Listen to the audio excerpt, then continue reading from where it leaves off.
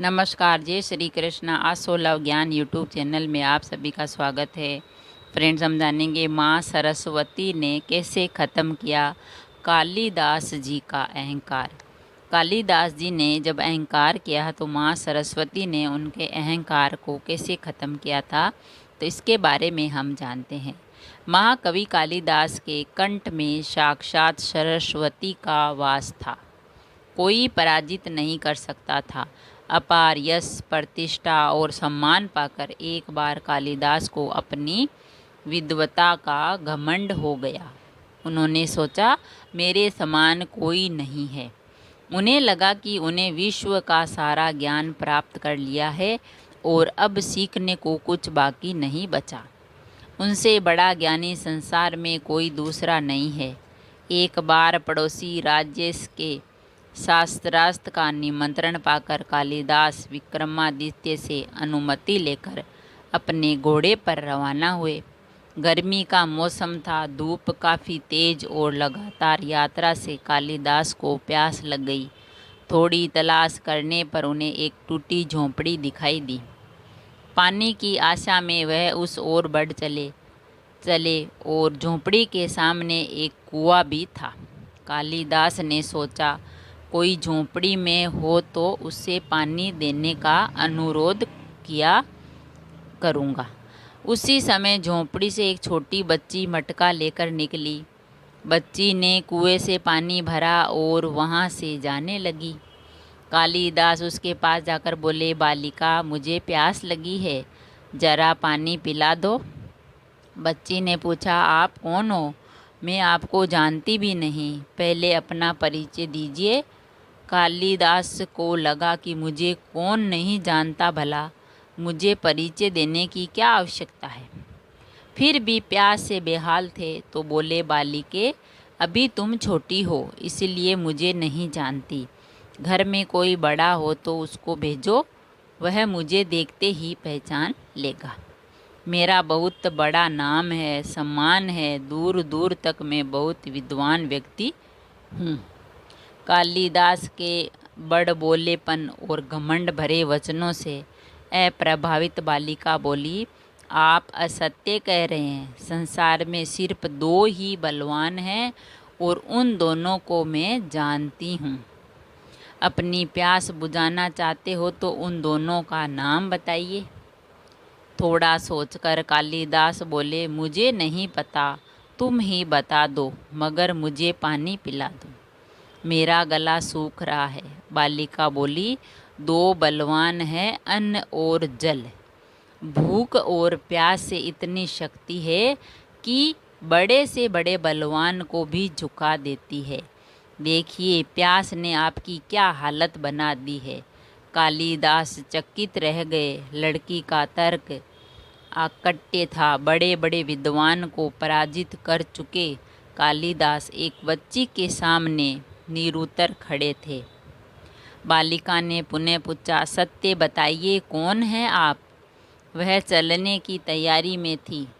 कालिदास थोड़ा नम्र होकर बोले, बालिके, मैं बटोही हूँ। मुस्कुराते हुए बच्ची बोली, आप अभी भी झूठ बोल रहे हैं। संसार में दो ही बटोही हैं, उन दोनों को मैं जानती हूँ।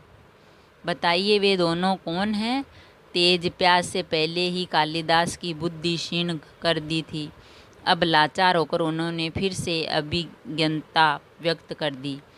बच्ची बोली, आप स्वयं को बड़ा विद्वान बता रहे हैं और यह भी नहीं जानते एक स्थान से दूसरे स्थान तक बिना थके जाने वाला बटोही कहलाता है।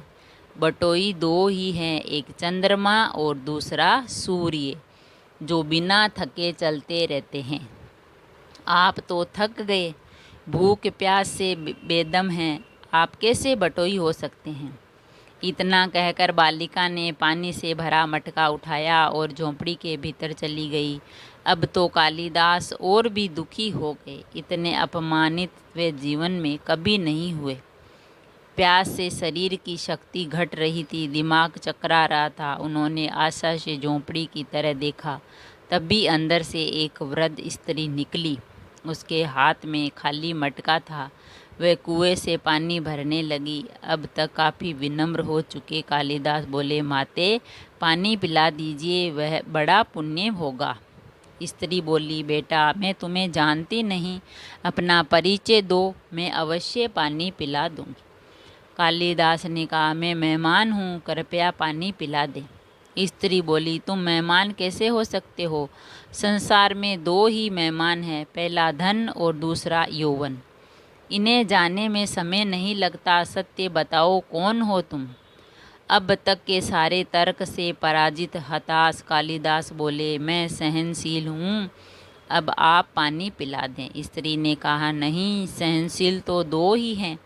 पहली धरती, जो पापी पुण्य आत्मा सबका बोझ सहती है, उसकी छाती चीरकर बीज बो देने से भी अनाज के भंडार देती है। दूसरे हैं पेड़, जिनको पत्थर मारो फिर भी मीठे फल देते हैं। तुम सहनशील नहीं हो, सच बताओ तुम कौन हो? कालिदास लगभग मूर्छा की स्थिति में आ गए और तर्क वितर्क से झलाकर बोले, मैं हठी हूँ। स्त्री बोली, फिर असत्य? हठी तो दो ही हैं, पहला है नख और दूसरा है केश। कितना भी काटो बार बार निकल आते हैं। सत्य कहे ब्राह्मण, कौन है आप? पूरी तरह अपमानित और पराजित हो चुके कालिदास ने कहा, फिर तो मैं मूर्ख ही हूँ। नहीं, तुम मूर्ख कैसे हो सकते हो? मूर्ख तो दो ही है, पहला राजा, जो बिना योग्यता के भी सब पर शासन करता है, और दूसरा है दरबारी पंडित, जो राजा को प्रश्न करने के लिए गलत बात पर भी तर्क करके उसको सही सिद्ध करने की चेष्टा करता है। कुछ बोल न सकने की स्थिति में कालिदास वृद्धा के पैरों में गिर पड़े और पानी की याचना में गिड़गिड़ाने लगे। वृद्धा ने कहा, उठो वत्स। आवाज़ सुनकर कालिदास ने ऊपर देखा तो साक्षात माता सरस्वती वहाँ खड़ी थी। कालिदास पुनः नतमस्तक हो गए। माता ने कहा, शिक्षा से ज्ञान आता है, न कि अहंकार। तूने शिक्षा के बल पर प्राप्त मान और प्रतिष्ठा को ही अपनी उपलब्धि मान लिया और अहंकार कर बैठे, इसलिए मुझे तुम्हारे नेत्र खोलने के लिए ये स्वांग करना पड़ा। कालिदास को अपनी गलती समझ में आ गई और भर पेट पानी पीकर वे आगे चल पड़े। तो फ्रेंड्स, इस कहानी से हमने ये जाना है कि कालिदास को अपनी ज्ञान बुद्धि और अपने पे बहुत घमंड और अहंकार आ गया था। जब माँ लक्ष्मी ने उनकी परीक्षा ली तो उनका अहंकार चकनाचूर हो गया और उन्हें अपनी गलती का भी एहसास हो गया।